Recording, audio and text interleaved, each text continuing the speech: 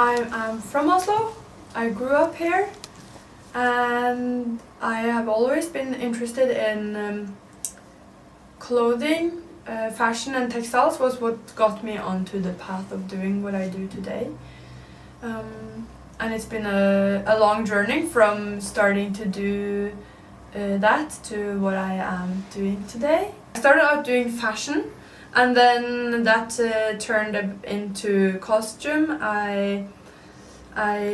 After I finished my bachelor degree, I worked in fashion for a bit, but then I missed working with textiles, like more hands-on, so I started working with textile art, making my own textiles, making my own pieces, like this, for example. And then I started a furniture design studio with a friend. And it's always been the same kind of interests that's driven me to work within all these different fields. So they all kind of, you can usually tell that I made them, even though they are quite different formats. They look as if they belong to the same world, and that's how I usually work. With the themes are maybe the same, and the colors, the materials and the shapes, they change, but the look will always be a little bit the same. I usually start with making, sometimes I just come here and I make a little something, like a little flower, and I don't know what it's gonna be, and then I leave it, and 2 weeks later or a month later I come back and I realize that it fits onto something I made 3 months earlier, and then I kind of build it up. And so I don't usually know what I make when I make it. It happens along the way of the process. Like, my process is, I don't decide that I'm gonna do something and I do it. The piece happens along the way in the process, kind of. Usually. Like, some of the pieces on this costume I made for this, I think. And they were leftovers and I decided to use them there. Like, that's how how I work. I think I'm quite influenced by my heritage. I moved to Denmark some years ago, and even though Denmark and Norway are similar in many ways, there are also big differences. And the main difference, I think, is that Norway has so much nature and mountains, and you can really get lost in nature, and you can't get lost in nature in Denmark at all. So I started to miss home, to miss nature, and there are so many folkloric tales about creatures from the Norwegian forests, and that has inspired me, and also like just more like directly nature. For example, I've made hangers inspired by flowers that emerge in spring.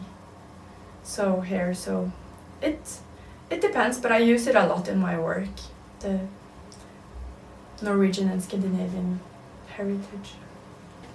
I'm not directly influenced by the bunad, but I think the bunad is influenced by Norwegian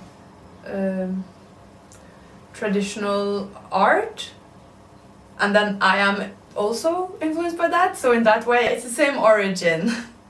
So yeah, I guess you can see a lot of similarities. Costume is a way to tell a story. I can use it as a part of a world that I create, to create feeling, or it's yeah. So it's not functional. It's just I make it to create a feeling. If there's the relationship between the person wearing it and the costume. Yeah, definitely. I think it comes alive when a person wears it, and I'm not a choreographer, I'm not a director in that sense. So I think the actor who wears it, or the person, will have a big say in how it turns out, because I give kind of like a lot of space for them to explore, and I say a little bit about the feeling I want to create, and then they get to make what they think is right. I started working with an architect. I was already doing textiles, and working with an architect, that made sense. Like, furniture was the middle ground between textiles and houses.